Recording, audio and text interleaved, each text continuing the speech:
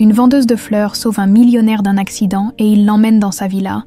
Le lendemain matin, il reste figé en voyant ce qu'elle a fait à son fils de 8 ans.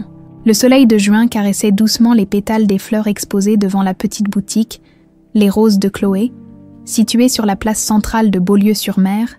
C'était un matin comme les autres pour la jeune fleuriste de 25 ans, qui arrangeait avec soin ses bouquets tout en saluant les habitués qui passaient devant sa boutique. « Bonjour, Madame Leroy. Les hortensias que vous avez achetées la semaine dernière se portent bien ?» demanda Chloé avec un sourire chaleureux. « Un miracle, ma petite. Ils sont magnifiques alors que je les croyais condamnés, » répondit la vieille dame en s'arrêtant devant l'étalage. « Tu as vraiment un don avec les plantes. » Ce n'était pas la première fois qu'on lui faisait cette remarque. Depuis toute petite, Chloé Martin possédait cette capacité inexplicable de faire fleurir n'importe quelle plante, même les plus récalcitrantes. Dans le village, on plaisantait en disant que ses mains avaient été bénies par Flore elle-même. La clochette de la boutique tinta, et Chloé s'excusa auprès de Madame Leroy pour retourner à l'intérieur. Son sourire s'effaça légèrement lorsqu'elle aperçut sa grand-mère, Mathilde, assise dans le petit fauteuil au fond de la boutique, pâle et essoufflée. « Mamie, tu devrais être au lit », dit-elle en s'approchant rapidement. « Le docteur Moreau a été très clair hier. Je ne vais quand même pas passer mes derniers jours allongée comme une morte », protesta la vieille femme avec une grimace. « Et puis, j'aime te regarder travailler. » Chloé soupira, partagée entre tendresse et inquiétude. Sa grand-mère était la seule famille qu'elle avait jamais connue, et la maladie qui la rongeait depuis des mois ne laissait plus beaucoup d'espoir. Chaque jour était un combat, non seulement pour maintenir la boutique à flot, mais surtout pour payer les médicaments et les soins dont Mathilde avait besoin. « Tiens, j'ai préparé ton thé aux herbes, » dit Chloé en lui tendant une tasse fumante. « Et je ne veux pas de discussion. Ce soir, nous irons chercher tes nouveaux médicaments chez le pharmacien. » Mathilde prit la tasse avec un sourire fatigué. « Tu t'épuises trop pour moi, ma chérie. À ton âge, tu devrais sortir, rencontrer des gens, tomber amoureuse. J'ai tout le temps pour ça, » répondit Chloé en retournant à son comptoir pour finir un arrangement de lys blanc. La matinée s'écoula paisiblement, rythmée par les allées et venues des clients et les périodes de repos de Mathilde. Vers midi, alors que Chloé terminait un bouquet de roses pour un mariage prévu le week-end suivant, un crissement de pneus suivi d'un fracas métallique retentit sur la place. Le cœur de Chloé fit un bond dans sa poitrine. Elle se précipita dehors, suivie par les quelques clients présents dans la boutique. À une 50aine de mètres, une berline de luxe noire avait percuté un platane et gisait sur le flanc, le moteur commençant déjà à fumer dangereusement. Sans hésiter une seconde, Chloé courut vers le véhicule accidenté. D'autres passants s'étaient arrêtés mais restaient figés, tétanisés par la peur ou l'indécision.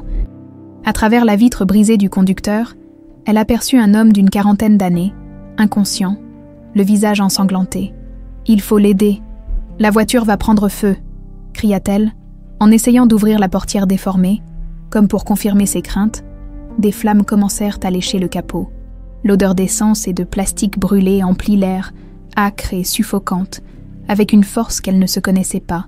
Chloé parvint finalement à ouvrir la portière. Les flammes se rapprochaient dangereusement du conducteur toujours inconscient. « Monsieur, vous m'entendez ?» cria-t-elle en tentant de détacher sa ceinture de sécurité. L'homme émit un faible gémissement, ses paupières papillonnant légèrement. Chloé réussit enfin à libérer la ceinture et, ignorant la chaleur qui devenait insupportable, elle passa ses bras sous les aisselles de l'homme et tira de toutes ses forces pour l'extraire du véhicule. « Aidez-moi, quelqu'un !» hurla-t-elle. 2 hommes sortirent enfin de leur torpeur et se précipitèrent pour l'aider à traîner le blessé loin de la voiture. À peine l'avait-il mis en sécurité que le véhicule fut englouti par les flammes, une explosion assourdissante secouant la place, tandis que le réservoir d'essence s'embrasait. Chloé, le visage noirci et les mains brûlées, s'agenouilla près de la victime. « Les secours arrivent », dit-elle doucement, en essayant d'éponger le sang qui coulait d'une entaille sur son front. L'homme ouvrit les yeux, révélant des iris d'un bleu saisissant qui, malgré la douleur, semblait la transpercer jusqu'à l'âme. « Merci », murmura-t-il, avant de sombrer à nouveau dans l'inconscience. Les sirènes des pompiers et des ambulances retentirent enfin, et Chloé se laissa examiner par les secouristes qui insistaient pour l'emmener à l'hôpital. Ses mains étaient douloureuses, mais elle refusa catégoriquement, expliquant qu'elle devait s'occuper de sa grand-mère malade. Au moins, « Laissez-nous vous soigner ici », insista un jeune ambulancier en désinfectant ses brûlures, tandis qu'on transportait l'homme inconscient vers l'ambulance. Chloé aperçut une femme élégante qui se précipitait vers les secouristes, le visage déformé par l'inquiétude. « Comment va-t-il? C'est mon frère. »« Antoine Devrault. » Ce nom résonna dans l'esprit de Chloé. Les Devrault étaient la famille la plus riche et influente de la région, propriétaire de la grande demeure sur la colline qui dominait Beaulieu-sur-Mer. Un manoir que Chloé avait souvent contemplé de loin, fascinée par son jardin autrefois légendaire, maintenant laissé à l'abandon depuis des années. Le lendemain matin, alors que Chloé remplaçait les bandages de ses mains brûlées avant d'ouvrir sa boutique, une limousine noire s'arrêta devant son magasin.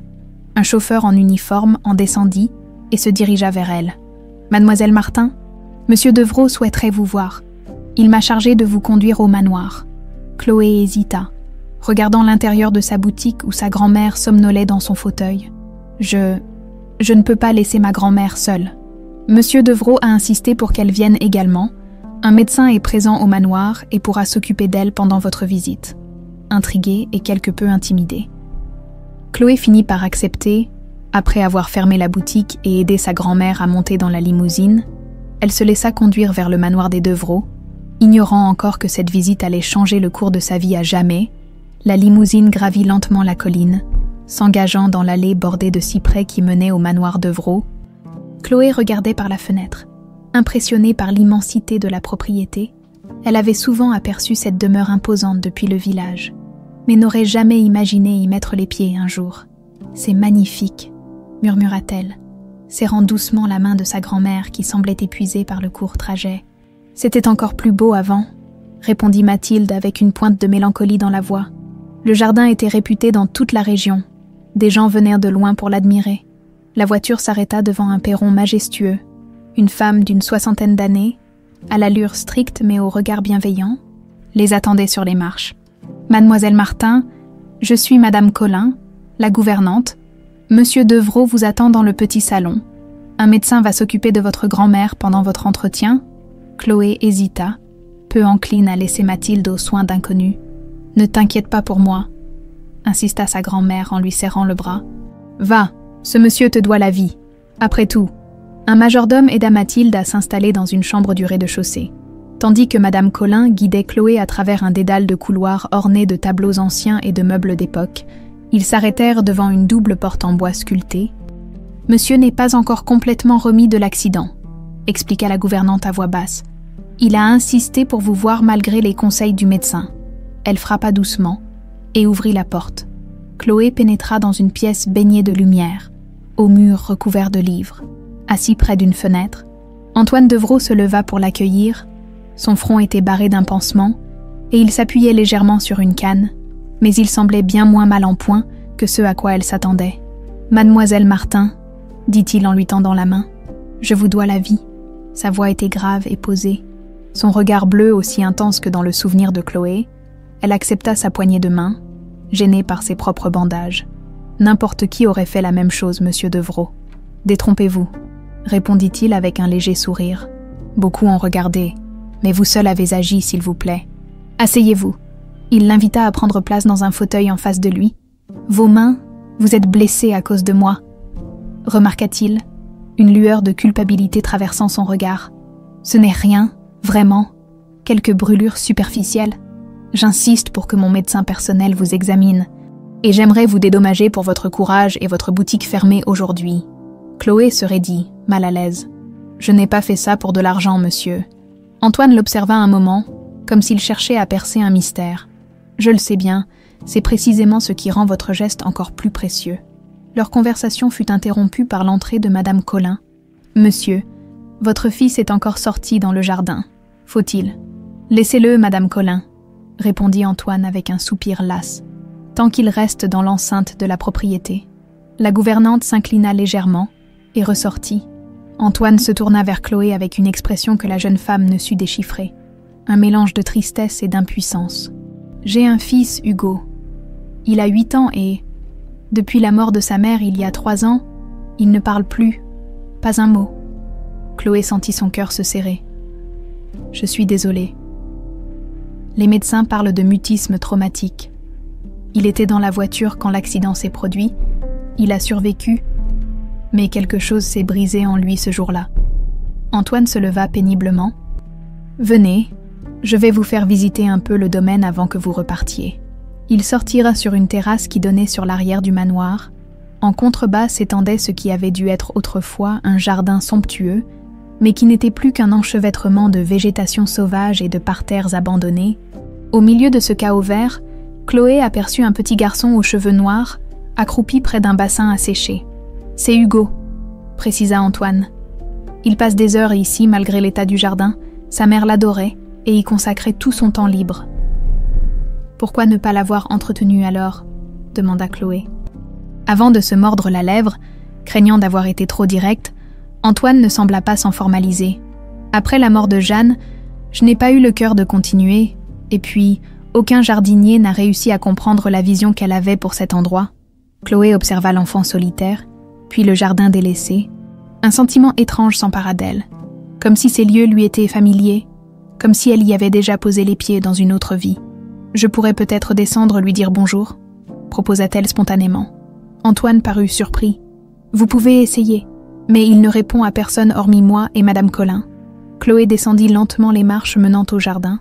S'approchant du petit garçon qui n'avait pas remarqué sa présence, il était accroupi devant un rosier autrefois majestueux, mais désormais à peine reconnaissable. « Bonjour Hugo », dit-elle doucement. L'enfant sursauta et se retourna.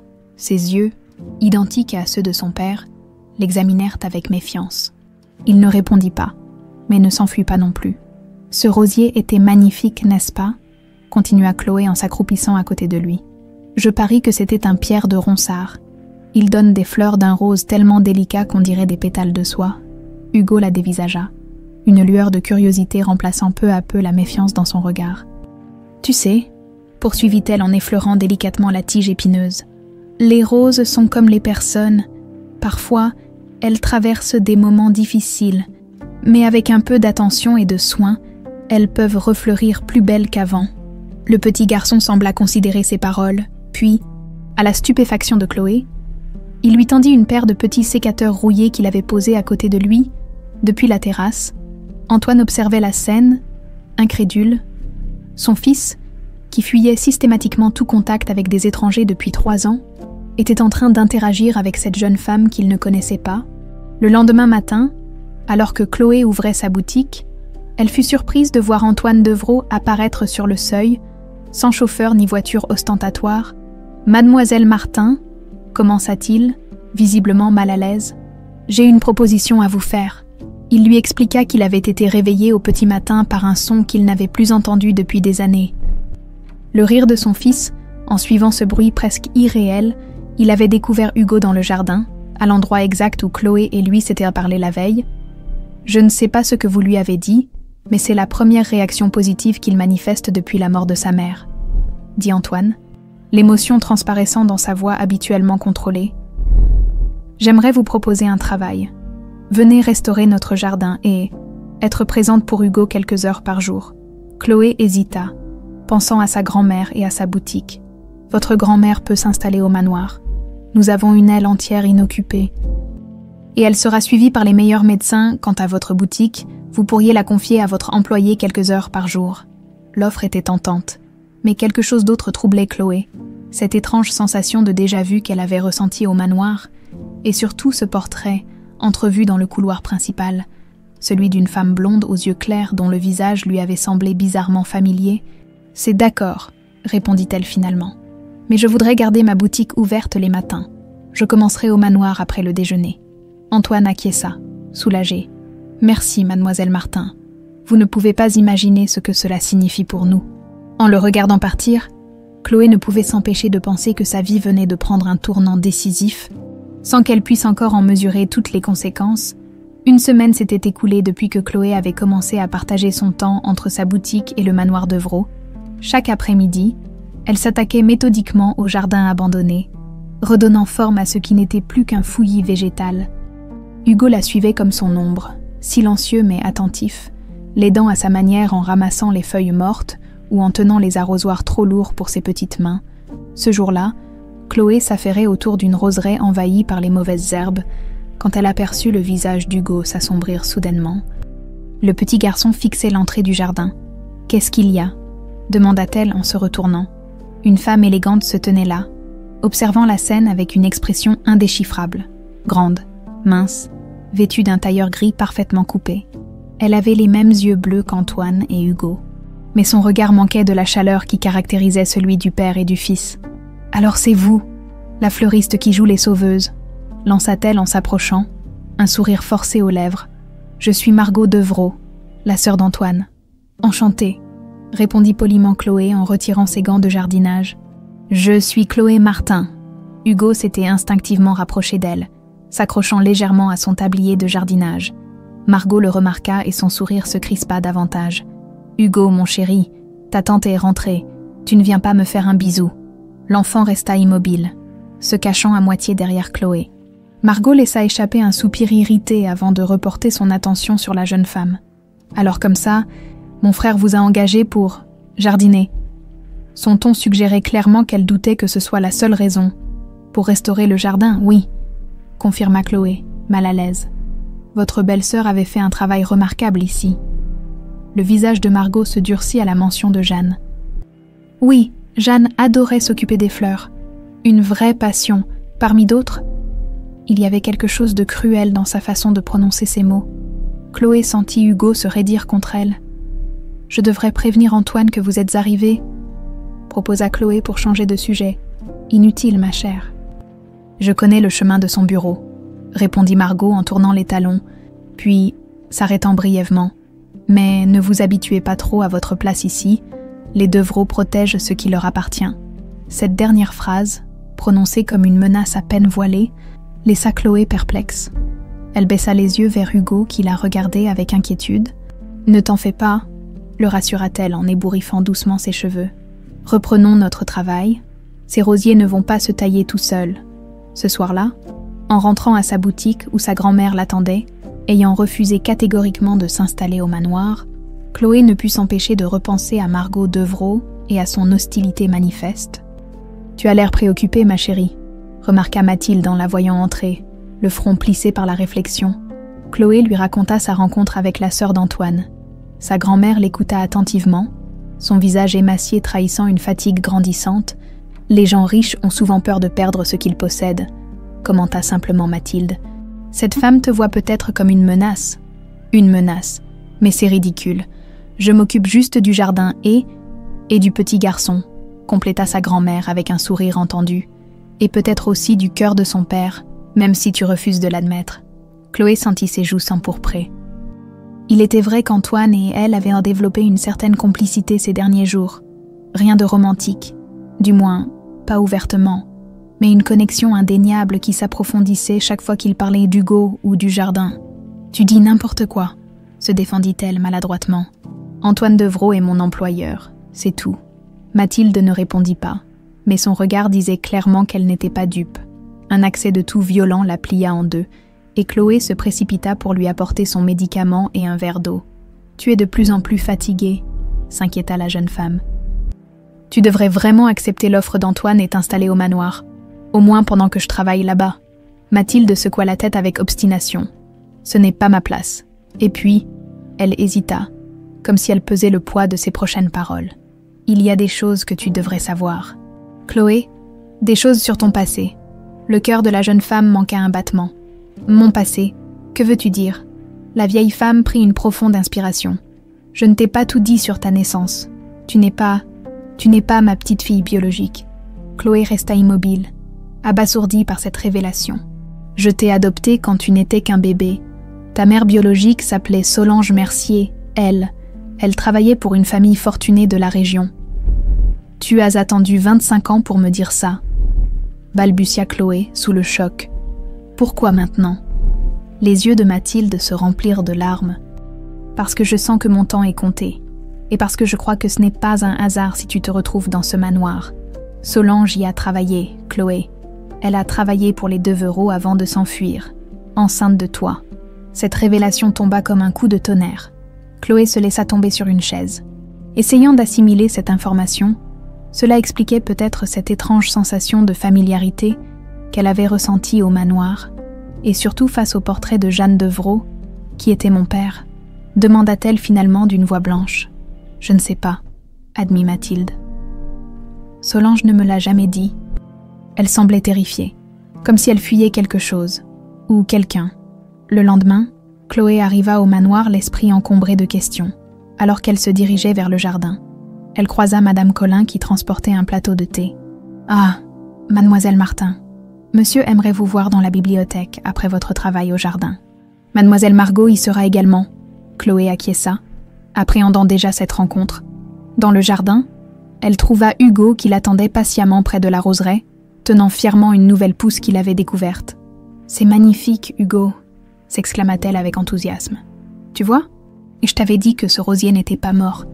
Il avait juste besoin d'attention et de temps. » L'enfant sourit, illuminant son visage habituellement si sérieux. Ils travaillèrent côte à côte pendant des heures, déblayant, taillant, arrosant. Le jardin commençait déjà à retrouver une forme structurée, les premiers contours des parterres réapparaissant sous leurs efforts conjoints vers la fin de l'après-midi, alors qu'ils terminaient de dégager un petit bassin en pierre. Chloé remarqua quelque chose d'étrange.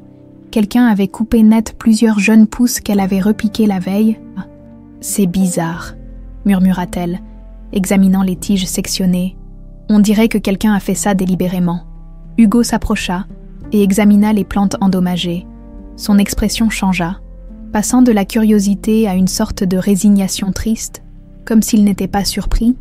Il pointa du doigt la direction du manoir, puis posa un doigt sur ses lèvres. « Tu penses que quelqu'un l'a fait exprès ? Pour nous décourager ?»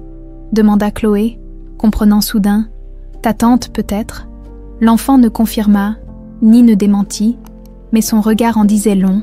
Chloé sentit une vague de colère monter en elle, rapidement remplacée par une détermination renouvelée. « Ne t'inquiète pas, » dit-elle en prenant la main d'Hugo. « Nous replanterons tout, et cette fois, nous mettrons des tuteurs plus solides. » Sa journée terminée, Chloé se rendit à la bibliothèque comme demandé. Antoine et Margot s'y trouvèrent déjà, visiblement en pleine discussion tendue qui cessa dès qu'elle entra. « Ah, Chloé !» l'accueillit Antoine avec un sourire qui contrastait avec l'atmosphère lourde de la pièce. « J'aimerais discuter de l'avancement du jardin avec vous. » Pendant les 20 minutes qui suivirent, Chloé expliqua ses projets pour restaurer le jardin selon les plans originaux qu'elle avait trouvés dans une vieille serre. Margot ne cessait de l'interrompre avec des remarques condescendantes sur ses ambitions démesurées pour une simple fleuriste de village, et puis, ajouta-t-elle avec un sourire glacial, « Je ne vois pas l'intérêt de dépenser autant d'argent pour un jardin que personne n'utilise vraiment. Hugo finira bien par s'en lasser. »« Ce n'est pas juste un caprice, » répliqua Antoine. Une pointe d'agacement dans la voix. Ce jardin était important pour Jeanne, et maintenant il est important pour Hugo. Pour la première fois depuis l'accident, mon fils montre un intérêt pour quelque chose. « Oui, parlons de ton fils, » reprit Margot en se tournant vers Chloé. « Il semble particulièrement attaché à vous, n'est-ce pas, presque comme si vous remplaciez sa mère. » La tension dans la pièce devint palpable. Antoine s'apprêtait à répliquer quand la porte s'ouvrit brusquement sur Madame Colin. « Excusez-moi, monsieur, » dit-elle précipitamment, « mais c'est Madame Mathilde. Elle a fait un malaise à la boutique de fleurs. Les voisins ont appelé une ambulance. » Chloé sentit son sang se glacer. Sans attendre, elle se précipita vers la sortie, Antoine sur ses talons, laissant derrière elle une Margot dont le regard calculateur suivait chacun de leurs mouvements.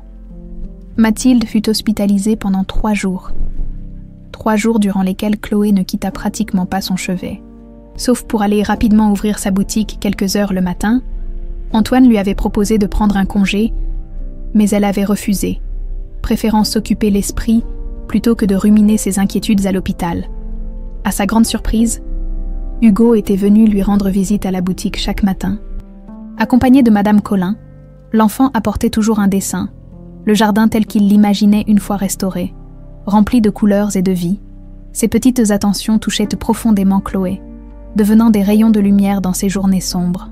Le 4e jour, les médecins autorisèrent enfin Mathilde à rentrer chez elle. Mais avec un diagnostic qui ne laissait guère d'espoir, son cœur s'affaiblissait inexorablement. Chloé l'installa dans leur petit appartement au-dessus de la boutique, incapable de dissimuler son inquiétude. « Arrête de me regarder comme si j'étais déjà un fantôme », grommela la vieille femme en s'installant dans son fauteuil préféré. « J'ai encore des choses à faire avant de partir. »« Ne parle pas comme ça », protesta Chloé, les yeux humides. Mathilde prit sa main entre les siennes, son regard soudain intense. « Écoute-moi bien, ma petite. J'ai gardé quelque chose pour toi, quelque chose qui appartenait à ta mère. » Elle lui tendit une petite clé rouillée qu'elle gardait autour du cou, sous ses vêtements, dans ma commode, sous la pile de draps, une boîte en métal. Chloé trouva facilement l'objet en question. Une vieille boîte à biscuits cabossée. À l'intérieur, soigneusement pliée, se trouvait un foulard en soie aux motifs floraux délavés, quelques photographies jaunies et une lettre non ouverte. « Ta mère m'a laissé ces objets avant de disparaître, » expliqua Mathilde. « Elle m'a fait promettre de te les donner quand tu serais prête. J'ai attendu trop longtemps, peut-être. » Les doigts tremblants, Chloé examina les photos. Sur l'une d'elles, une jeune femme aux longs cheveux châtains souriait à l'objectif. Debout devant ce qui ressemblait à une serre, elle tenait un bouquet de fleurs et son visage rayonnait de bonheur. Au dos, une inscription « Solange, manoir de Verreaux, printemps 1998 ». « C'était ma mère », murmura Chloé, émue de découvrir enfin les traits de cette femme dont elle n'avait jamais rien su. Elle était si jeune. Elle avait 20 ans quand cette photo a été prise, et 22 quand elle est arrivée chez moi, enceinte et terrifiée. Mathilde marqua une pause. Elle a disparu peu après ta naissance. Elle disait qu'elle devait régler quelque chose, qu'elle reviendrait vite. Je ne l'ai jamais revue. Chloé ouvrit l'enveloppe. À l'intérieur, une brève lettre écrite d'une main tremblante. « Ma chère Mathilde, si vous lisez ceci, c'est que je n'ai pas pu revenir. Prenez soin de ma fille. Protégez-la des Deveraux. Ils ne doivent jamais savoir. J'ai caché la preuve dans la serre abandonnée, derrière la pierre marquée d'une rose. » Solange, un frisson parcourut l'échine de Chloé. Quelle preuve? Et de quoi devait-elle être protégée? « Tu comprends maintenant pourquoi je m'inquiète de te voir travailler là-bas » demanda doucement Mathilde. Le lendemain, Chloé retourna au manoir, l'esprit en ébullition. Elle arriva plus tôt que d'habitude. Espérant explorer la vieille serre avant que quiconque ne remarque sa présence, l'endroit était à l'abandon, envahi par les fougères et les ronces, mais restait structurellement intact. Des étagères en fer forgé rouillé s'alignaient le long des murs de verre terni, et au centre trônait une grande table de travail couverte de pots vides et d'outils de jardinage. Chloé examina méticuleusement chaque pierre du sol, cherchant celle marquée d'une rose.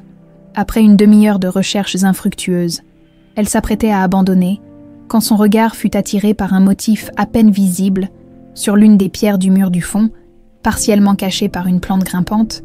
En dégageant les feuilles, elle découvrit un petit dessin gravé, une rose stylisée, le cœur battant. Elle tenta de déplacer la pierre, mais celle-ci semblait solidement fixée. Elle poussa alors sur un côté, et à sa grande surprise, la pierre pivota, révélant une petite cavité où était niché un objet enveloppé dans un tissu huilé. « Qu'est-ce que vous faites ici ?» La voix la fit sursauter violemment. Madame Collins se tenait dans l'encadrement de la porte, son expression indéchiffrable.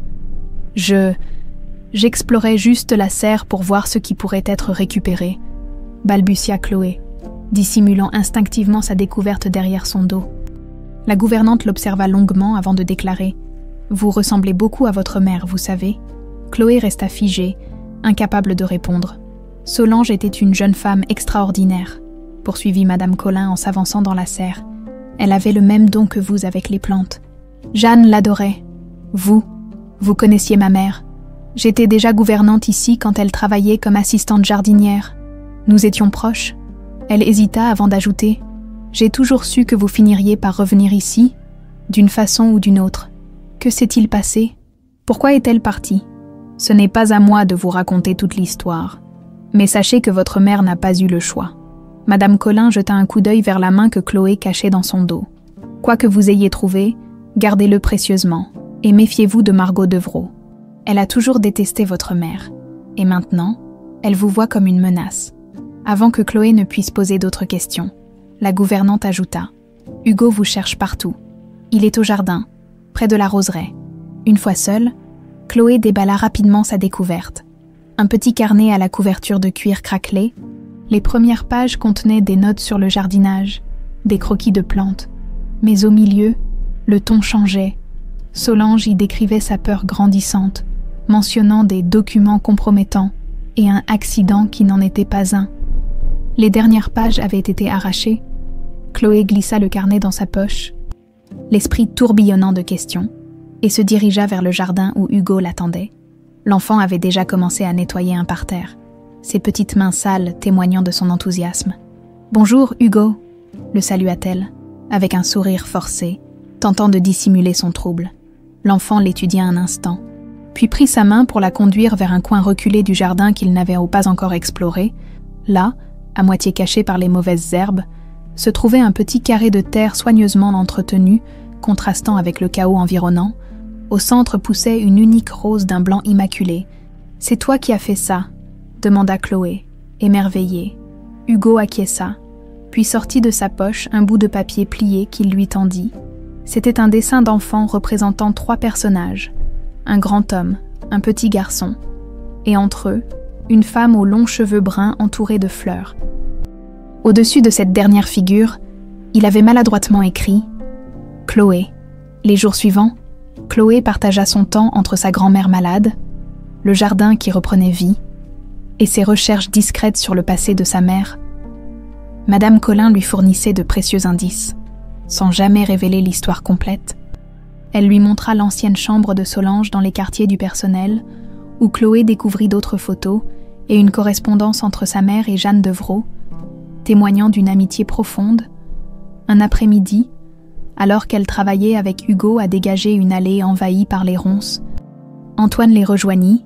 Il semblait plus détendu que d'habitude, presque joyeux. « Comment va votre grand-mère » demanda-t-il en s'accroupissant pour aider son fils à arracher une mauvaise herbe particulièrement tenace. « Stable mais fragile » répondit Chloé. « Elle refuse toujours de venir ici. » Antoine hocha la tête.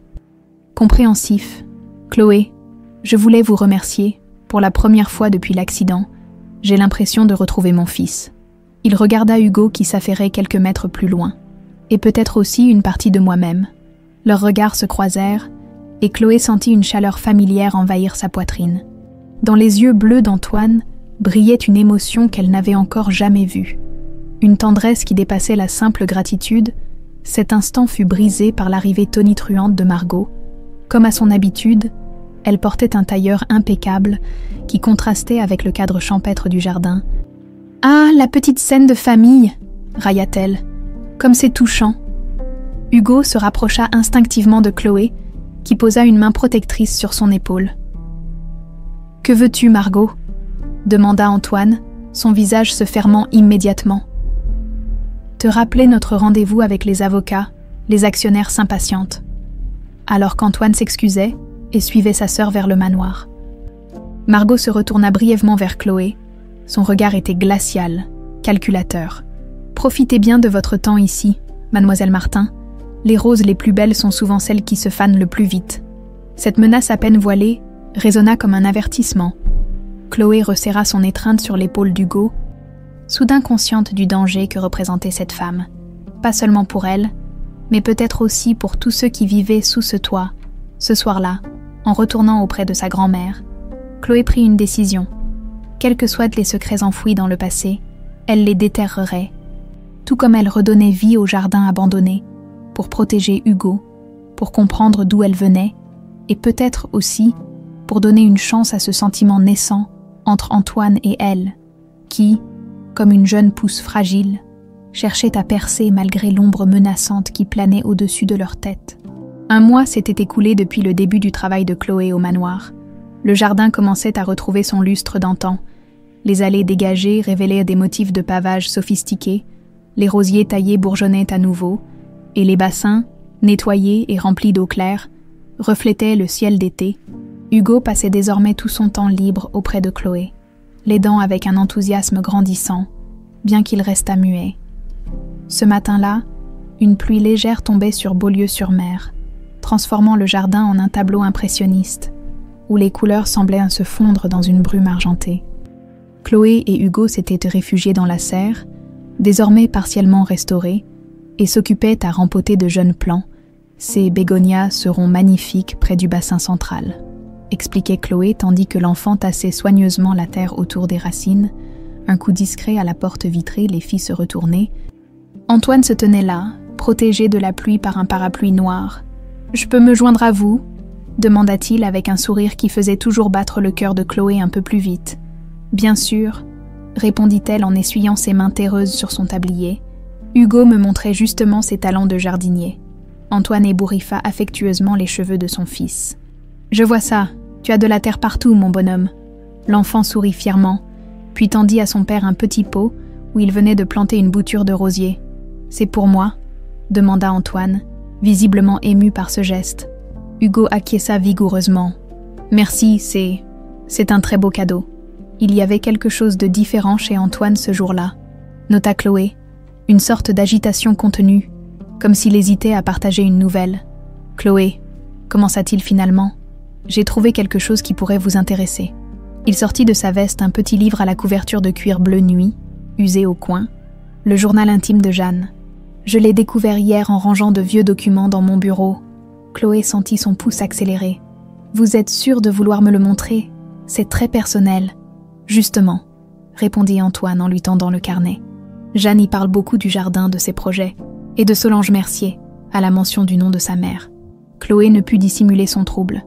Antoine l'observait attentivement. « Madame Colin m'a tout dit, » expliqua-t-il doucement. « Sur vous, sur votre mère, j'espérais que vous me feriez confiance assez pour m'en parler vous-même. Mais je comprends votre réticence. » Chloé baissa les yeux, embarrassée. « Je voulais le faire. Mais j'avais peur que ça change. »« Change quoi ?» l'encouragea-t-il. « Tout, » murmura-t-elle. « Notre relation professionnelle, votre confiance en moi. » Antoine s'approcha, réduisant la distance entre eux.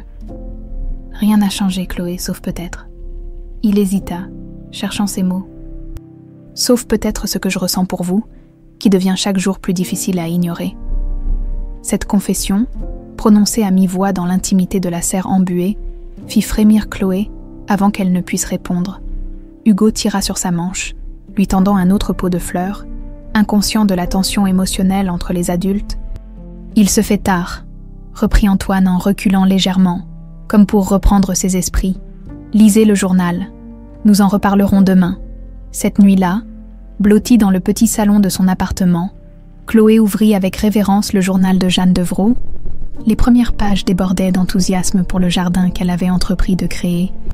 Chaque entrée accompagnée de petits croquis et d'annotations techniques, puis, en mai 1997, apparut la première mention de Solange.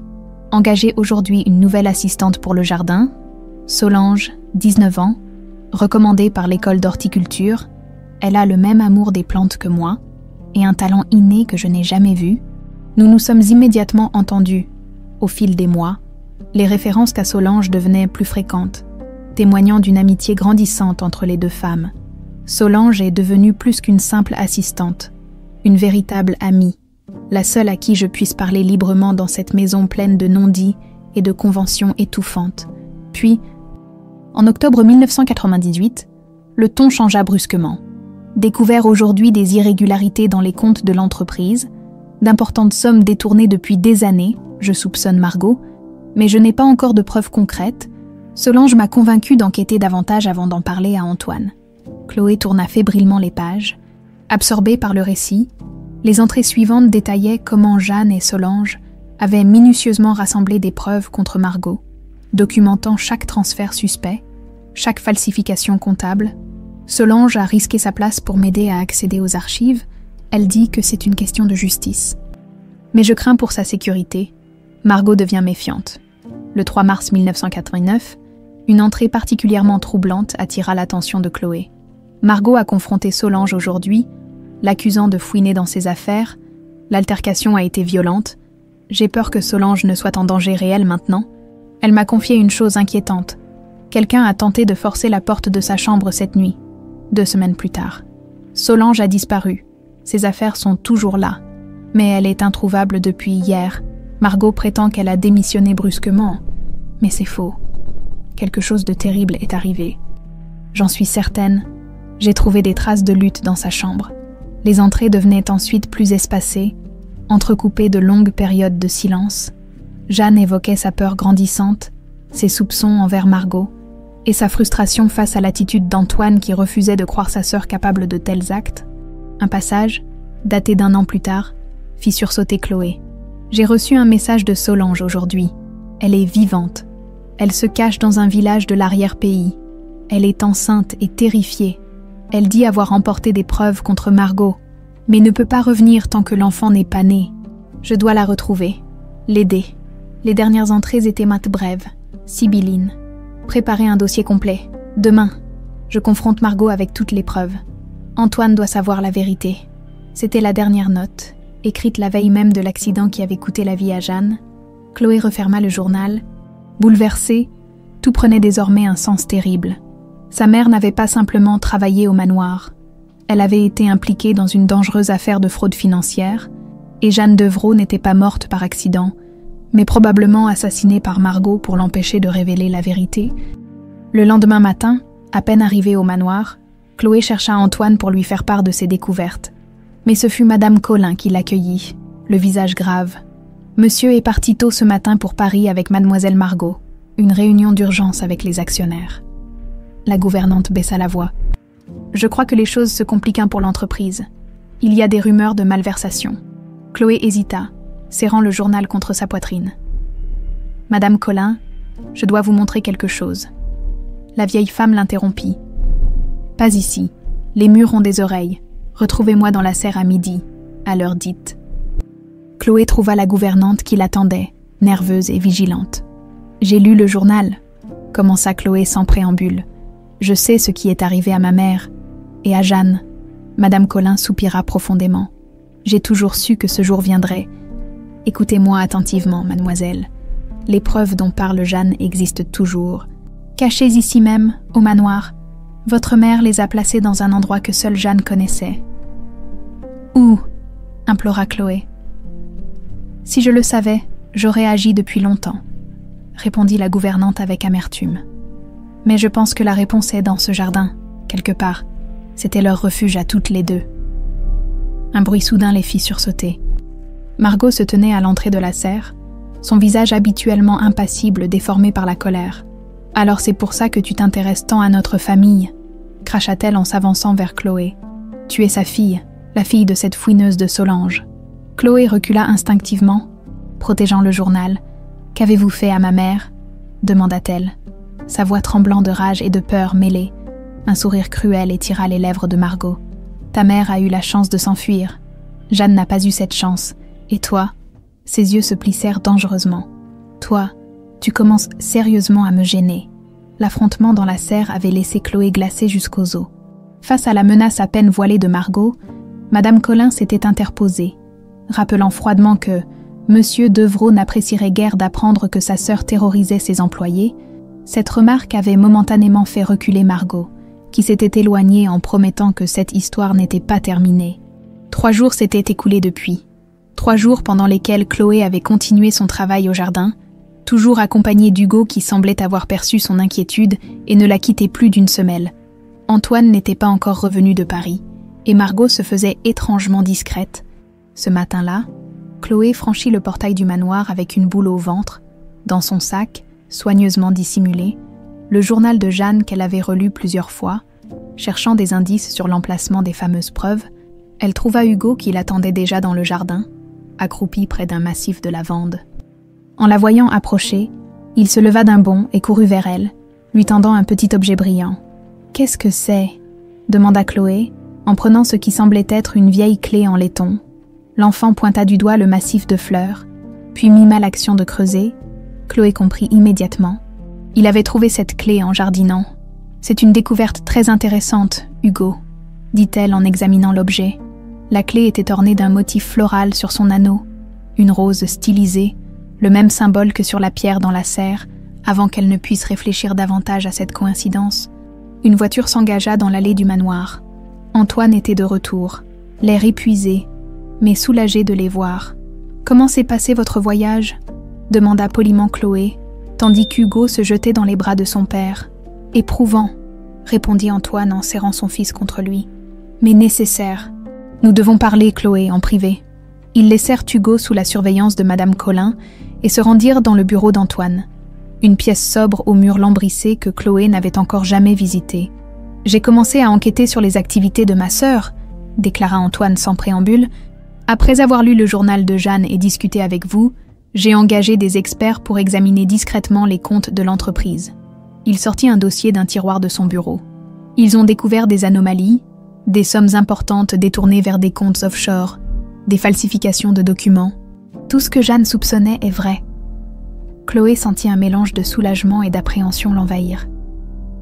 Qu'allez-vous faire ? Confronter Margot avec des preuves irréfutables cette fois. Mais j'ai besoin d'être absolument certain avant d'agir.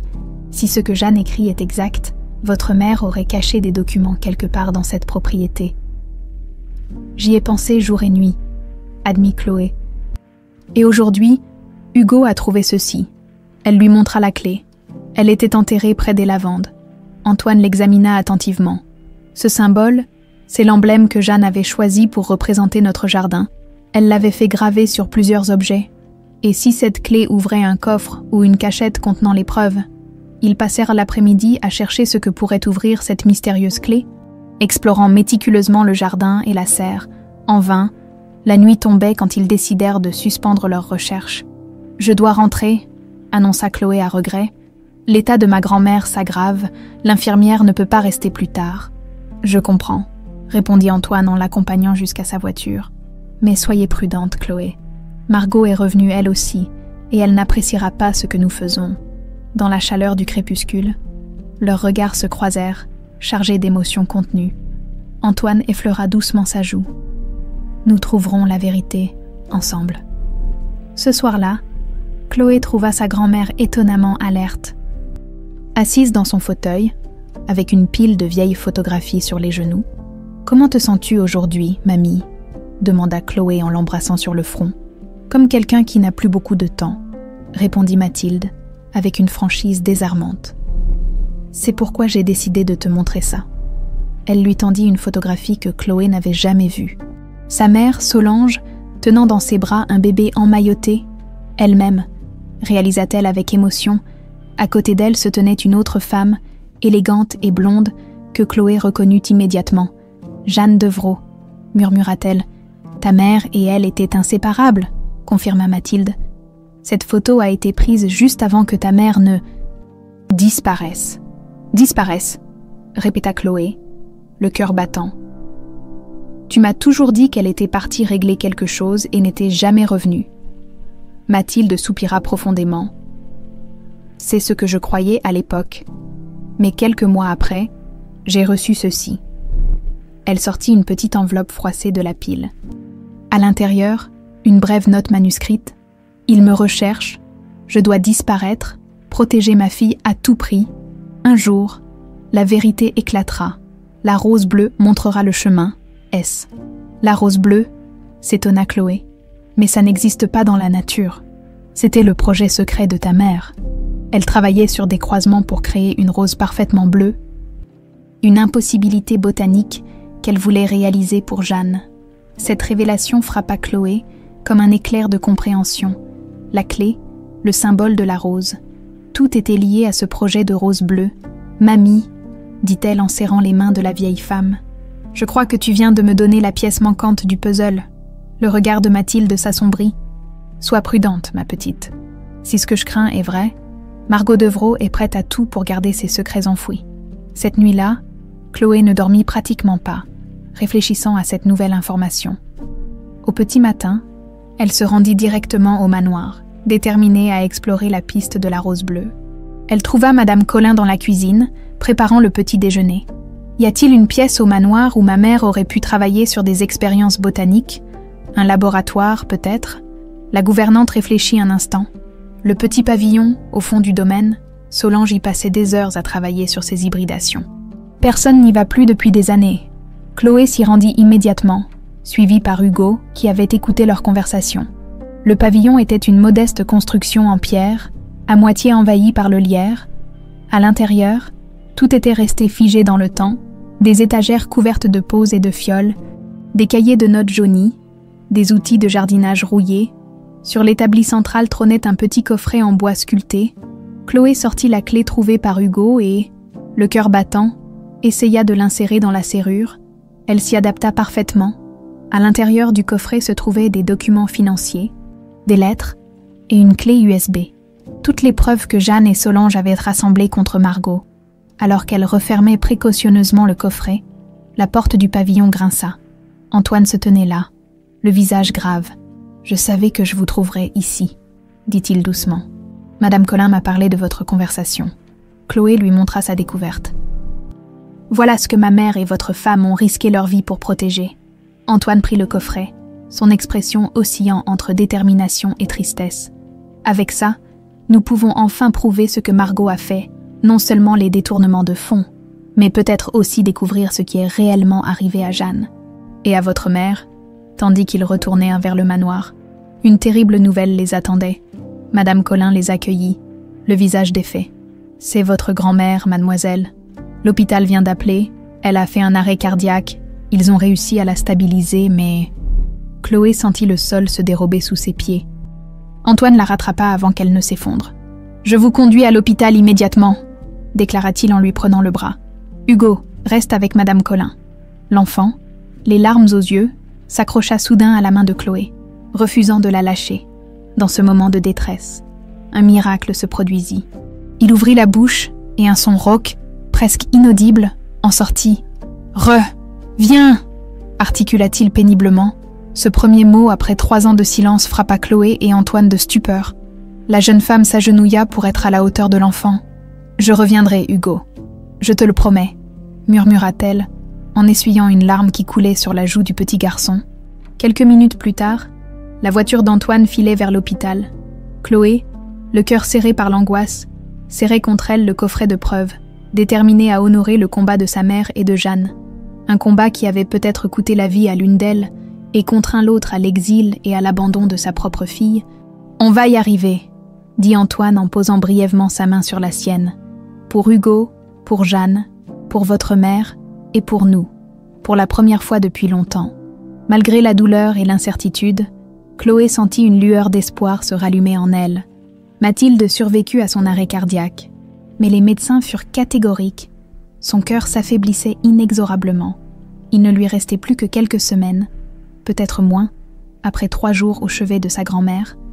Chloé accepta finalement la proposition d'Antoine de la faire transférer dans une chambre aménagée au manoir, où elle pourrait bénéficier de soins constants tout en restant proche de sa petite fille. « Je ne veux pas mourir dans une chambre d'hôpital », avait insisté Mathilde avec une lucidité surprenante. « Si je dois partir, autant que ce soit entouré de fleurs. » L'installation de Mathilde coïncida avec un autre événement remarquable.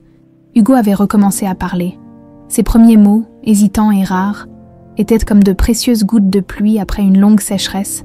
Il s'adressait principalement à Chloé et occasionnellement à son père, ignorant délibérément sa tante qui avait accueilli ce développement avec un sourire crispé. Antoine, quant à lui, avait commencé à examiner minutieusement les documents trouvés dans le coffret. Les preuves contre Margot étaient accablantes: détournement de fonds sur plusieurs années, falsification de signatures, menaces à l'encontre d'employés trop curieux, mais le plus troublant était une série de messages échangés entre Margot et un certain PD concernant un problème à régler définitivement juste avant l'accident de Jeanne. « Je ne peux plus fermer les yeux », confia Antoine à Chloé un soir, alors qu'il se promenait dans le jardin baigné par la lumière dorée du crépuscule. « Ma propre sœur a probablement fait tuer ma femme, a menacé votre mère et a volé notre entreprise pendant des années. » Chloé posa une main apaisante sur son bras. « Que comptez-vous faire ? J'ai contacté discrètement mon avocat. Nous constituons un dossier solide pour la police. Je veux que tout soit parfaitement étayé avant de confronter Margot. Elle est dangereuse et désespérée. » Ils s'arrêtèrent près du bassin central, que Chloé et Hugo avaient restauré. Les nénuphars s'y épanouissaient à nouveau, créant un îlot de sérénité. « Chloé, » reprit Antoine en se tournant vers elle, « je sais que le moment est mal choisi, avec votre grand-mère malade et toute cette affaire, mais je dois vous dire ce que je ressens. » Son regard bleu était empreint d'une intensité qui fit frémir la jeune femme. « Depuis que vous êtes entrés dans nos vies, tout a changé. » Hugo parla à nouveau, le jardin revit, et moi, il prit les mains de Chloé dans les siennes. Je me sens revivre aussi. Je n'aurais jamais cru pouvoir ressentir à nouveau ce que j'éprouve pour vous.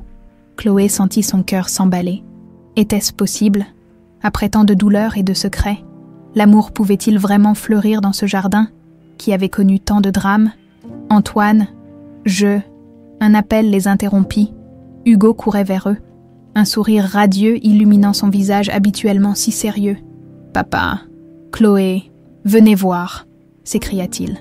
Ces mots désormais plus clairs, bien que toujours hésitants, ils le suivirent jusqu'à la serre où Chloé avait installé son petit laboratoire botanique, reprenant sans le savoir le travail initié par sa mère des années auparavant.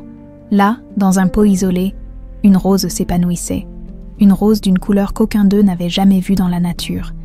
Un bleu profond, presque électrique. « Mon Dieu !» murmura Chloé, émerveillée. Elle a fleuri. Depuis des semaines, elle expérimentait discrètement différentes techniques d'hybridation et de manipulation génétique. S'inspirant des notes fragmentaires de sa mère qu'elle avait découvertes dans le pavillon, cette rose bleue, que Solange n'avait jamais réussi à créer, était devenue pour Chloé à la fois un hommage et un défi. « C'est extraordinaire », s'émerveilla Antoine en s'approchant pour mieux observer la fleur. « Maman serait tellement fière », chuchota Chloé, les larmes aux yeux. Hugo, percevant son émotion, glissa sa petite main dans la sienne. « C'est magique », dit-il simplement. Ce fut à cet instant que Mathilde les rejoignit, poussée dans un fauteuil roulant par Madame Colin. Malgré sa faiblesse, elle insista pour voir la rose bleue dont Chloé lui avait parlé. « Ta mère aurait été si heureuse », dit-elle en caressant doucement les pétales d'un bleu irréel. Elle a poursuivi ce rêve toute sa vie.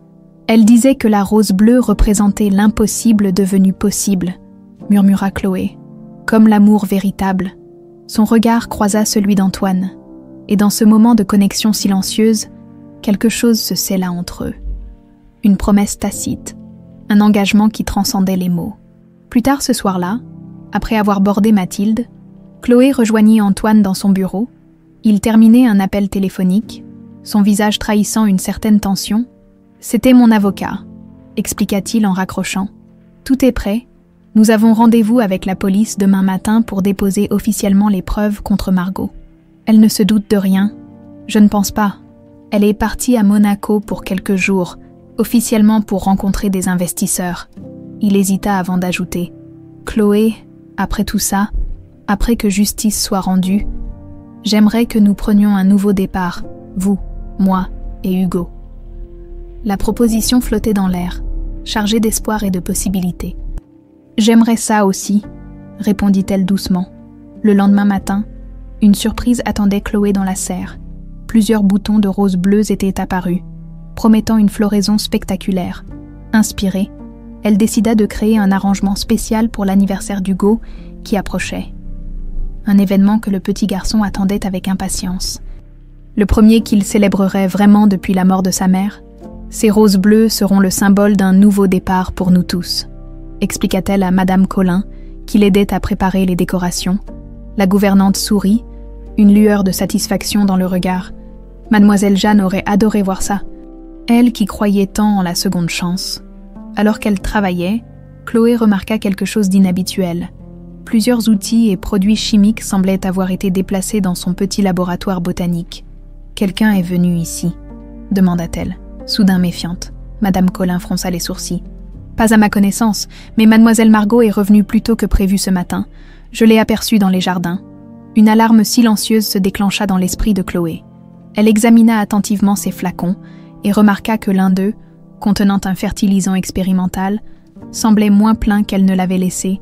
Cette découverte l'inquiéta suffisamment pour qu'elle en parle à Antoine dès son retour de la ville, où il avait rencontré les autorités. « Vous pensez qu'elle pourrait savoir ce que nous préparons ?» demanda-t-il, préoccupé.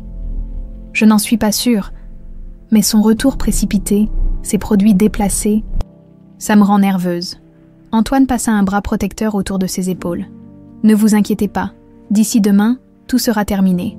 J'ai déposé toutes les preuves ce matin. La police viendra l'interroger après la fête d'Hugo. » La mention de la fête fit sourire Chloé malgré son anxiété. « J'ai un cadeau spécial pour lui. Les premières roses bleues du monde. Il va adorer, » affirma Antoine, son visage s'adoucissant. « Vous savez, avant vous, je n'aurais jamais cru possible qu'il retrouve la parole un jour. Vous avez fait un miracle, Chloé. Plusieurs, même. » La veille de l'anniversaire, Chloé passa une grande partie de la nuit à peaufiner son arrangement floral. Les roses bleues étaient désormais en pleine floraison, défiant toutes les lois de la nature par leur couleur extraordinaire.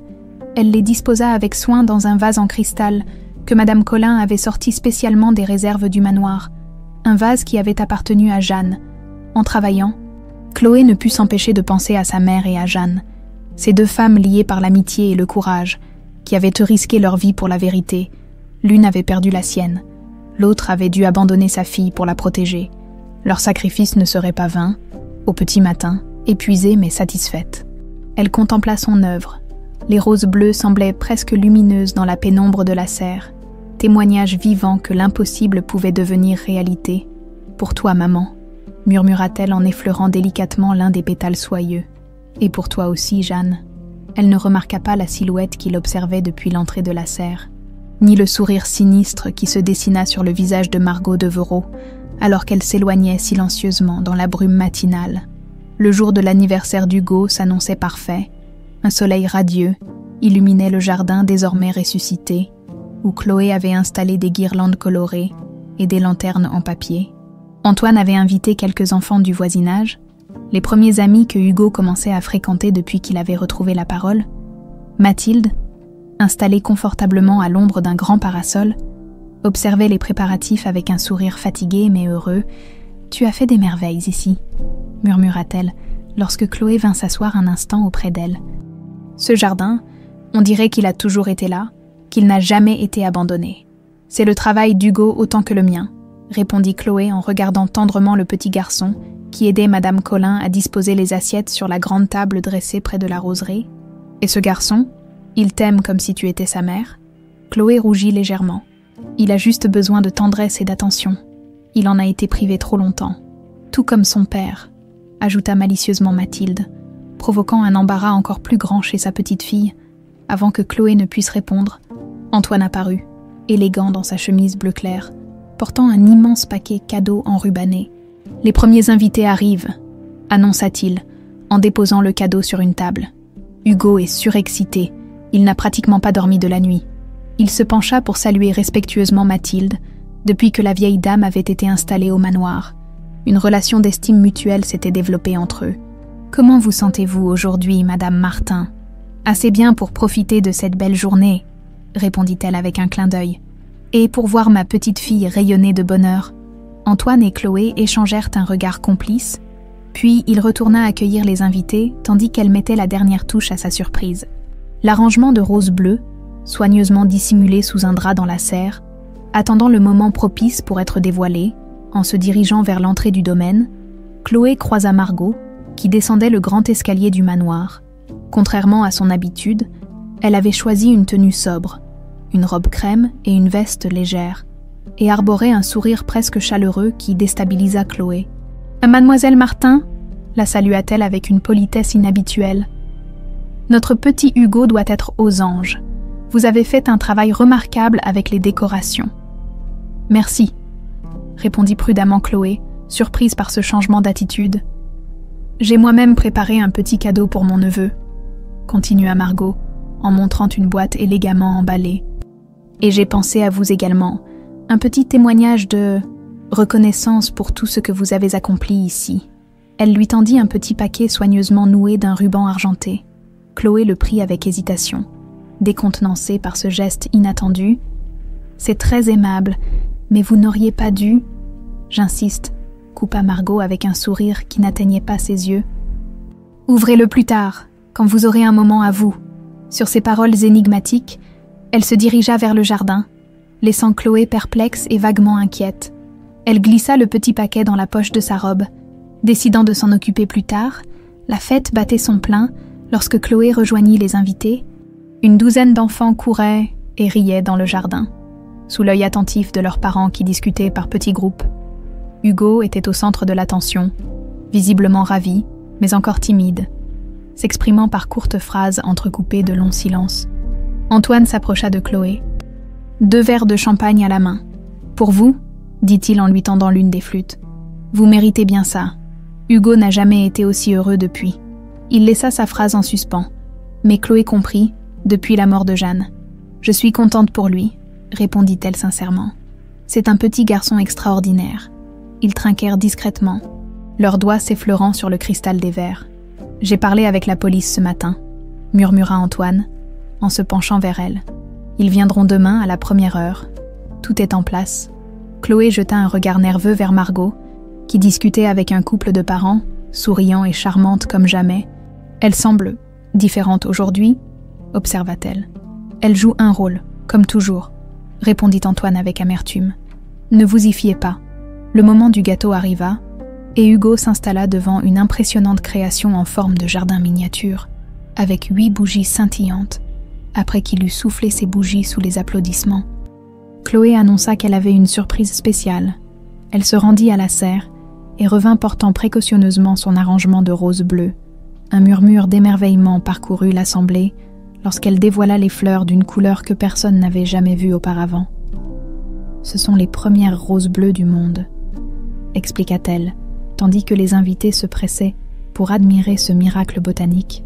« Un projet que ma mère avait commencé il y a longtemps et que j'ai pu achever en l'honneur d'Hugo. » Le petit garçon, les yeux écarquillés d'admiration, caressa délicatement l'un des pétales bleus. « C'est pour moi ?» demanda-t-il, incrédule. « Oui, mon chéri, ces roses représentent l'impossible devenu possible. » Comme toi qui recommence à parler, Antoine, profondément ému, s'approcha et posa une main sur l'épaule de son fils, l'autre effleurant discrètement le dos de Chloé. Pour la première fois depuis longtemps, il ressemblait à une vraie famille.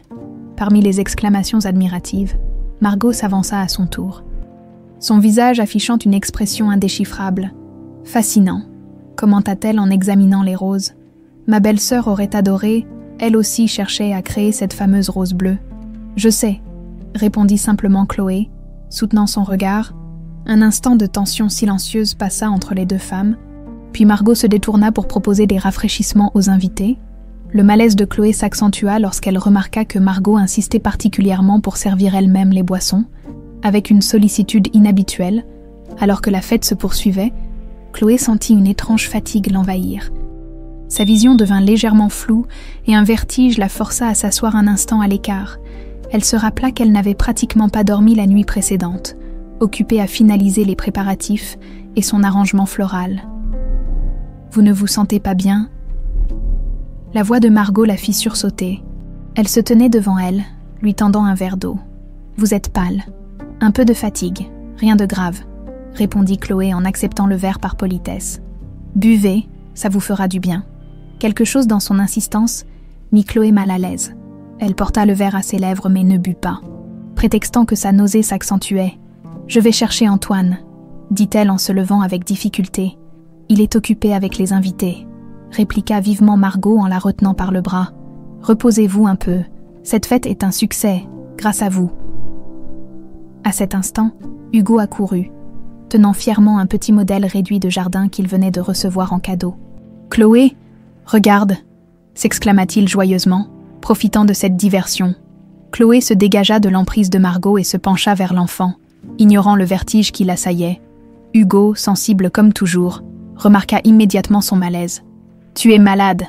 demanda-t-il, inquiet. « Non, mon chéri. Juste un peu fatigué, » le rassura-t-elle, en ébouriffant tendrement ses cheveux. Le petit garçon fronça les sourcils, puis jeta un regard méfiant vers sa tante qui s'était légèrement reculée. « Ne bois pas ça » chuchota-t-il soudain en désignant le verre d'eau. « Je l'ai vu mettre quelque chose dedans. » Ces mots frappèrent Chloé comme un coup de tonnerre. Elle regarda le verre qu'elle tenait encore, puis Margot dont le visage s'était durci. « Qu'avez-vous fait ?» demanda-t-elle d'une voix tremblante. « Ce petit a trop d'imagination » répondit froidement Margot. « Il invente des histoires, comme sa mère. » Mais Hugo ne se laissa pas intimider. « Je t'ai vu » cria-t-il, attirant l'attention des invités proches. « Tu as mis la poudre blanche dans son verre. » Un silence pesant s'abattit autour d'eux. Antoine, alerté par l'éclat de voix de son fils, se fraya un chemin à travers les invités. « Que se passe-t-il » demanda-t-il, son regard passant de Chloé pâle et chancelante à Margot, dont le masque de cordialité commençait à se fissurer. « Ta sœur a essayé de m'empoisonner » articula Chloé, incapable de contenir plus longtemps ses soupçons.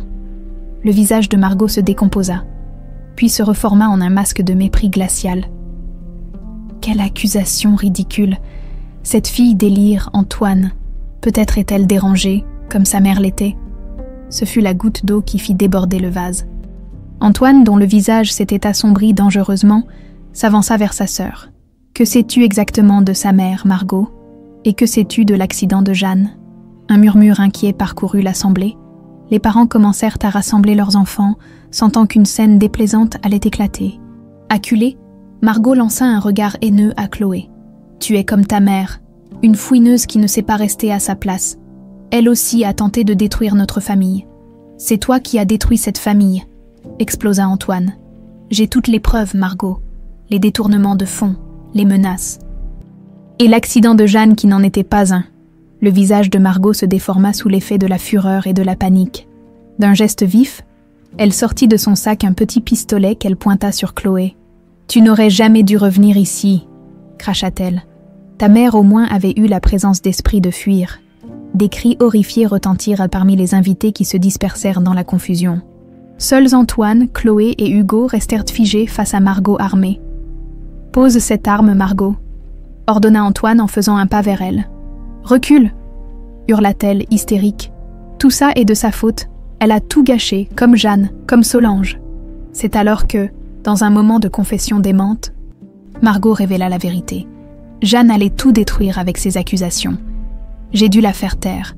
J'ai saboté ses freins pour qu'elle ne puisse jamais te montrer ses fichues preuves. Antoine blêmit devant cet aveu. Tu as tué Jeanne, ta propre belle-sœur. Elle l'a cherchée, vociféra Margot, l'arme tremblant dans sa main. Et maintenant, c'est au tour de la fille de Solange. Tout se passa en un éclair. Margot pressa la détente. Antoine bondit devant Chloé pour la protéger. Une détonation retentit, suivie d'un cri déchirant d'Hugo. Antoine s'effondra, une tache rouge s'élargissant rapidement sur sa chemise bleu ciel. Le chaos s'empara du jardin. Des cris d'horreur retentirent, tandis que Chloé se précipitait vers Antoine qui gisait au sol, le sang tachant sa chemise. Hugo hurla, un cri si déchirant qu'il sembla fendre l'air estival, avant que Margot ne puisse tirer à nouveau. 2 hommes en civil surgirent de la foule et la maîtrisèrent rapidement. L'un d'eux sortit une carte de police. « Police judiciaire, Margot Devrault, vous êtes en état d'arrestation pour tentative de meurtre », déclara-t-il en lui passant les menottes. Chloé comprit alors que les parents qu'Antoine avait invités étaient en réalité des policiers en surveillance, placés là par précaution. Il avait tout prévu, sauf peut-être de prendre une balle à sa place.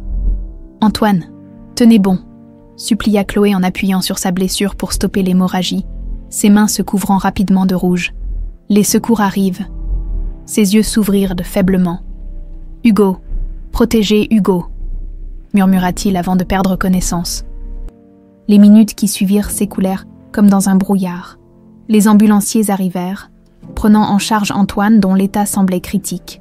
Chloé, en état de choc, serrait Hugo contre elle, les mains encore tachées du sang de son père. L'enfant tremblait violemment, son regard fixé sur le pistolet que la police avait saisi.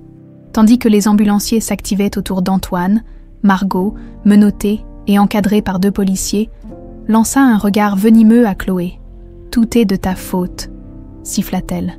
« Si tu n'étais jamais venue ici, rien de tout cela ne serait arrivé. » Un jeune policier s'interposa. « Ça suffit. »« Emmenez-la », ordonna-t-il à ses collègues, avant de se tourner vers Chloé. « Mademoiselle Martin, je suis le lieutenant Moreau.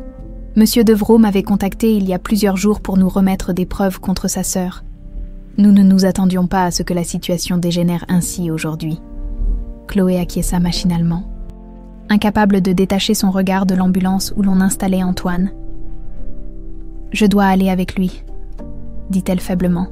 « Bien sûr, » répondit le lieutenant avec compréhension. « Mais nous aurons besoin de votre témoignage plus tard. » Mathilde, qui avait assisté à toute la scène depuis sa place à l'ombre, intervint. « Je m'occupe d'Hugo, » proposa-t-elle en tendant sa main ridée vers l'enfant. « Va avec son père, ma chérie. » Mais Hugo refusa catégoriquement de lâcher Chloé, s'accrochant à elle comme à une bouée de sauvetage. « Je viens aussi, » articula-t-il avec une détermination surprenante. Le trajet jusqu'à l'hôpital se déroula dans une tension palpable. Antoine avait été placé sous assistance respiratoire, son état critique nécessitant une intervention immédiate. Dans la salle d'attente aseptisée, Chloé tenait Hugo contre elle, essayant de le réconforter tout en luttant contre sa propre terreur. « Il va s'en sortir, n'est-ce pas ?» demanda l'enfant d'une voix à peine audible. « Ton papa est fort », répondit-elle, refusant de faire des promesses qu'elle ne pourrait peut-être pas tenir. Les heures s'écoulèrent avec une lenteur insupportable. Madame Colin les rejoignit, apportant des vêtements propres pour Chloé, qui portait encore sa robe tachée de sang. Elle informa également que Mathilde avait été ramenée au manoir sous la surveillance d'une infirmière. L'émotion l'ayant considérablement affaiblie, peu avant minuit, un chirurgien apparut enfin, l'air épuisé mais soulagé. « Monsieur Devereux est stabilisé », annonça-t-il. « La balle a manqué le cœur de peu, mais nous avons pu l'extraire. Il est tiré d'affaire, bien qu'il reste faible. » Chloé sentit ses jambes céder sous elle, et Madame Colin dut la soutenir tandis qu'Hugo éclatait en sanglots, les premiers qu'il versait ouvertement depuis la mort de sa mère. « Peut-on le voir » demanda la gouvernante. « Pas ce soir. Il est en soins intensifs et sous sédation. Revenez demain matin. » Épuisés émotionnellement et physiquement, et ils regagnèrent le manoir, où un silence pesant les accueillit. Chloé installa Hugo dans son lit, mais l'enfant refusa de dormir seul, suppliant qu'elle reste près de lui. « Je ne veux pas qu'il t'arrive la même chose qu'à papa, » murmura-t-il, ses yeux hantés par la peur. Chloé s'allongea à côté de lui, et, le berçant doucement, jusqu'à ce qu'il s'endorme d'épuisement. Elle contempla son visage enfin apaisé dans le sommeil, se demandant comment ce petit être avait pu subir tant de traumatismes en si peu d'années. Le lendemain matin, alors qu'elle s'apprêtait à retourner à l'hôpital avec Hugo, un appel du lieutenant Moreau la surprit. « Mademoiselle Martin, je pense que vous devriez savoir que Margot Devereux a fait des aveux partiels cette nuit. Elle a admis avoir saboté les freins de la voiture de Jeanne Devereux il y a 3 ans, causant l'accident mortel. » Chloé s'assit lentement, sous le choc, et « Ma mère ?» Elle maintient qu'elle ne sait rien à son sujet. Mais nos enquêteurs ont trouvé des éléments troublants dans son domicile à Monaco, des photographies de surveillance de Solange Mercier datant d'il y a plus de 20 ans, et des coordonnées GPS pointant vers une zone isolée dans les montagnes. Cette nouvelle frappa Chloé comme un coup de poing. Y avait-il une chance que sa mère soit encore en vie, quelque part, cachée depuis toutes ces années? « Je dois vous laisser, lieutenant. Nous allons voir Antoine à l'hôpital. » À leur arrivée, ils apprirent qu'Antoine avait été transféré en chambre normale, son état s'étant amélioré pendant la nuit lorsqu'ils entrèrent dans sa chambre. Il était éveillé mais pâle, des tubes et moniteurs l'entourant. « Chloé, Hugo » murmura-t-il faiblement, tendant une main vers eux. Hugo se précipita vers son père, des larmes silencieuses coulant sur ses joues. « J'ai eu peur que tu partes comme maman » avoua-t-il en serrant sa main. « Je ne vais nulle part, mon bonhomme » le rassura Antoine avec un faible sourire. Grâce à Chloé, tandis qu'Hugo lui racontait avec animation ce que les médecins avaient dit, Chloé observait cette scène avec émotion. L'enfant parlait maintenant presque normalement, comme si le choc avait achevé de briser le verrou qui maintenait sa voix prisonnière. Soudain, Hugo se tourna vers elle. Se tourna, une lueur de détermination dans les yeux. « Je dois te dire quelque chose » déclara-t-il solennellement. « Quelque chose d'important que j'ai gardé ici. » Il pointa son cœur. Antoine et Chloé échangèrent un regard intrigué. « Le soir où maman est morte » commença-t-il, la voix tremblante mais résolue. « J'étais réveillée. J'ai vu tante Margot dans le garage. Elle faisait quelque chose sous la voiture de maman. » Un silence stupéfait accueillit cette révélation. Hugo n'avait jamais, en 3 ans, évoqué ce qu'il avait vu cette nuit-là. « Pourquoi n'as-tu rien dit, mon chéri ?» demanda doucement Chloé. « Parce qu'elle m'a vu » répondit-il en baissant les yeux. « Elle m'a dit que si je parlais, il arriverait la même chose à papa. J'avais trop peur. Alors je n'ai plus parlé du tout. » Antoine ferma les yeux, visiblement bouleversé par cette confession. « Mon fils, si j'avais su, tu n'es pas fâché ?» demanda Hugo. « Inquiet ? Jamais !» affirma Antoine en l'attirant contre lui malgré sa blessure. « Tu as été si courageux ?» Le petit garçon se blottit contre son père, puis se tourna vers Chloé. « Maintenant que j'ai dit la vérité, tante Margot ne peut plus nous faire de mal, n'est-ce pas ? » « Non, mon chéri, elle ne pourra plus jamais vous faire de mal, » dans les jours qui suivirent. Alors qu'Antoine se remettait lentement de sa blessure, Chloé entreprit d'explorer plus en profondeur le pavillon où sa mère avait travaillé. Elle y découvrit, caché derrière une brique descellée, un autre carnet ayant appartenu à Jeanne. Les notes qu'il contenait confirmaient ce qu'elle soupçonnait déjà. Jeanne et Solange avaient non seulement été amies, mais avaient découvert ensemble les malversations de Margot. Jeanne y évoquait également une promesse sacrée faite à Solange de veiller sur sa fille si jamais il lui arrivait malheur. « Elle savait qui j'étais », murmura Chloé en refermant le journal. Si elle avait vécu, elle m'aurait peut-être cherché. Une page en particulier retint son attention. Jeanne y décrivait un serment fait entre elle et Solange, symbolisé par une rose bleue qu'elles espéraient un jour créer. L'impossible rendu possible par l'amour et la détermination, ce soir-là. Assise au chevet de sa grand-mère dont l'état s'aggravait, Chloé eut une révélation douloureuse. Malgré toutes ses découvertes, malgré la justice qui était en train d'être rendue, sa présence au manoir d'Everault semblait raviver des blessures anciennes, pour que Hugo et Antoine puissent vraiment guérir. Peut-être devait-elle s'effacer, au moins pour un temps. « Tu penses à partir, n'est-ce pas ?» murmura Mathilde, lisant comme toujours dans ses pensées. « Je leur apporte autant de souffrance que de bonheur, » répondit Chloé, la gorge nouée. « Hugo mérite de retrouver une vie normale avec son père, sans le fantôme de ses tragédies. Et Antoine, tu crois vraiment qu'il sera heureux sans toi ?» Chloé ne répondit pas immédiatement, le cœur déchiré. Parfois, aimer quelqu'un, c'est savoir s'éloigner. Mathilde lui prit la main, ses doigts frêles serrant ceux de sa petite fille avec une force surprenante. « Ta mère a fait ce choix. Chloé, elle est partie pour te protéger. Je me demande souvent si elle a trouvé la paix en sachant qu'elle ne te reverrait peut-être jamais. » Ces paroles résonnèrent longtemps dans l'esprit de Chloé, alors qu'elle préparait en secret son départ, déterminée à faire ce qui lui semblait juste, protéger ceux qu'elle aimait, même si cela signifiait les quitter.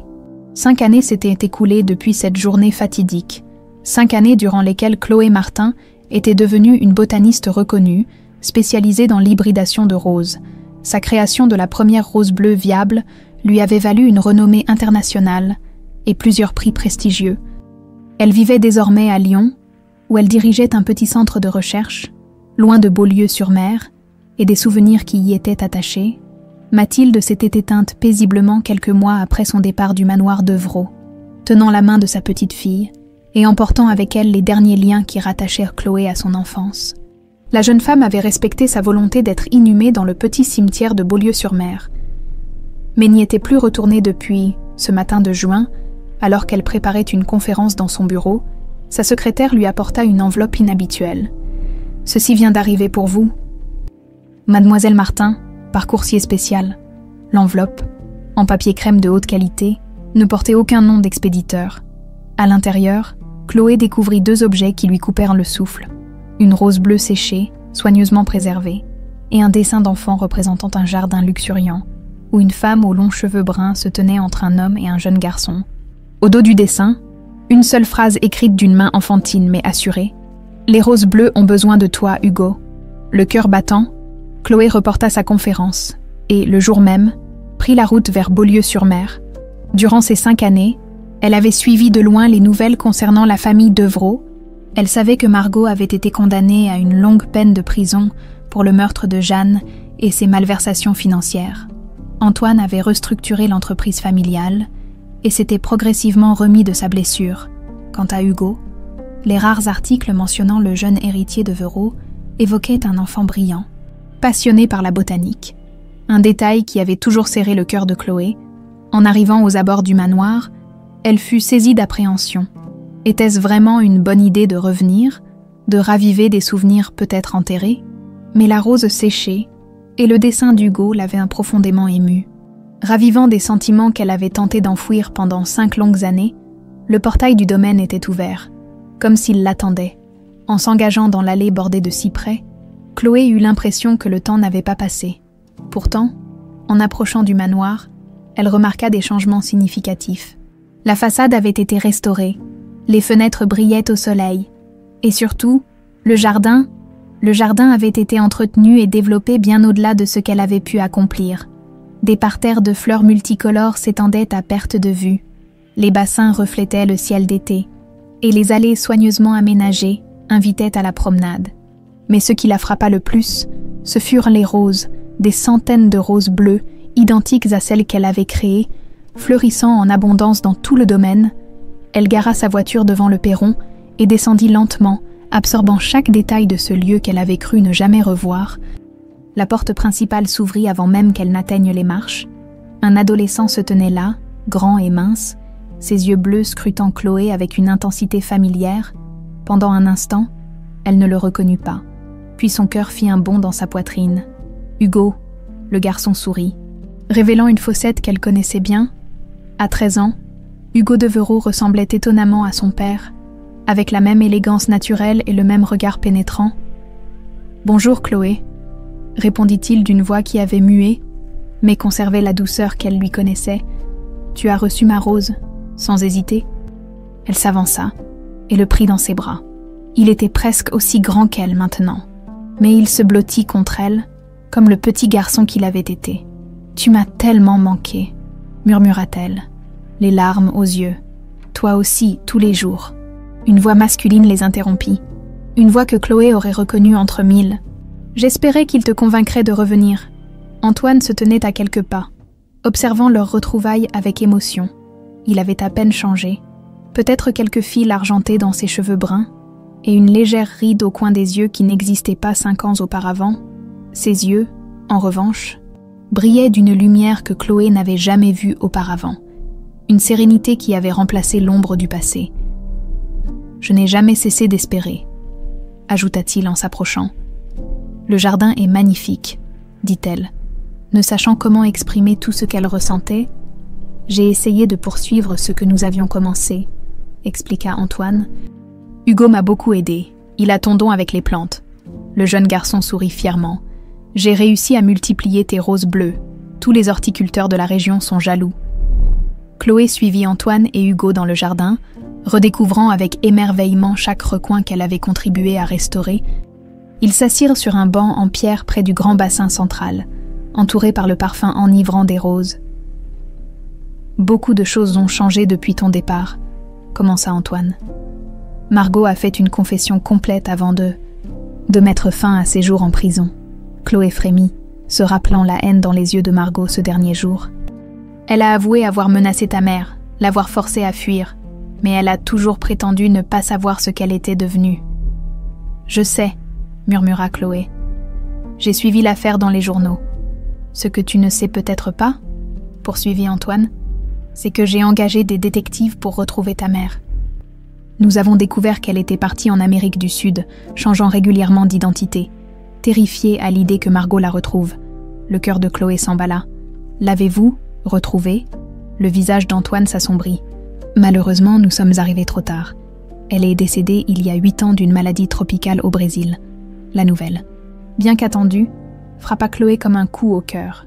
Elle avait toujours gardé, dans un recoin de son esprit, l'espoir fou de retrouver un jour sa mère. Mais, reprit Antoine en sortant une enveloppe de sa veste, nous avons trouvé ceci parmi ses affaires. Une lettre qu'elle t'avait écrite, au cas où tu la chercherais un jour, d'une main tremblante. Chloé prit l'enveloppe jaunie, elle l'ouvrirait plus tard, quand elle serait seule, prête à entendre les derniers mots de sa mère. Elle n'a jamais cessé de penser à toi, assura Antoine. Tout comme je n'ai jamais cessé de penser à toi pendant ces 5 années. Leurs regards se croisèrent, chargés d'émotions contenues. Je comprends pourquoi tu es parti, continua-t-il. Tu pensais nous protéger, nous offrir une chance de guérir. Mais la vérité, Chloé, c'est que tu as emporté une partie de nous avec toi. Hugo acquiesça vigoureusement. Le jardin n'est pas le même sans toi, ajouta-t-il. Les roses bleues le savent aussi. Chloé sourit à travers ses larmes. J'ai souvent pensé à vous, à ce jardin, à ce qui aurait pu être, ce qui peut encore être, corrigea doucement Antoine. Il lui prit la main, ce contact ravivant instantanément la connexion qu'ils avaient à partager 5 ans auparavant. Quand tu es parti, j'ai compris que ma vie ne serait plus jamais complète sans toi. J'ai respecté ton choix, mais je n'ai jamais cessé d'espérer ton retour. C'est moi qui ai eu l'idée de t'envoyer la rose séchée, intervint fièrement Hugo. Papa disait qu'il fallait te laisser du temps, mais moi, je savais que les roses bleues te ramèneraient à nous. Chloé caressa tendrement sa joue. Tu as eu raison. Cette rose et ton dessin ont réveillé tout ce que j'avais essayé d'oublier. Ils continuèrent leur promenade dans le jardin, Hugo courant parfois devant pour leur montrer ses propres créations botaniques. En passant près de la roseraie principale, Antoine s'arrêta et se tourna vers Chloé, une gravité nouvelle dans son regard. « Je ne veux pas refaire les erreurs du passé, » dit-il. « J'ai passé trop d'années à fuir mes émotions, à ne pas dire ce que je ressentais vraiment. Alors aujourd'hui, je veux être parfaitement claire. Il sortit de sa poche un petit écrin en velours bleu nuit. « Chloé Martin, je t'ai aimé du premier jour, même si j'étais trop aveugle pour le reconnaître. Ces 5 années sans toi m'ont appris que certaines choses ne peuvent pas être remplacées. Tu es la pièce manquante de notre famille, le cœur qui fait fleurir les roses bleues. » Il ouvrit l'écrin, révélant une bague délicate ornée d'un saphir entouré de petits diamants, la couleur exacte des roses bleues. « Est-ce que tu accepterais de ne plus jamais nous quitter, de devenir ma femme et officiellement la mère d'Hugo, Hugo, qui avait discrètement rejoint son père, regardait Chloé avec des yeux pleins d'espoir. Le temps sembla s'arrêter dans ce jardin, où tant d'histoires s'étaient entrelacées. Celle de Jeanne et Solange, liées par l'amitié et le courage. Celle d'Hugo, qui avait retrouvé sa voix et son bonheur. Celle d'Antoine, qui avait finalement laissé le passé derrière lui. Et celle de Chloé, qui avait découvert ses origines pour mieux comprendre son avenir. « Oui », répondit-elle simplement, les larmes coulant librement sur ses joues. « Oui, de tout mon cœur. » Antoine glissa la bague à son doigt, puis l'embrassa tendrement, tandis qu'Hugo les enlaçait tous les deux, formant enfin le cercle familial que le destin leur avait longtemps refusé, autour d'eux. Les roses bleues semblaient plus vibrantes que jamais, comme si elles célébraient cette union que ni le temps, ni la distance, ni les secrets n'avaient pu empêcher, car comme l'avaient compris Solange et Jeanne bien avant eux, les racines les plus profondes et les plus durables ne sont pas toujours celles du sang, mais celles que l'on cultive avec amour et courage, les véritables racines du cœur,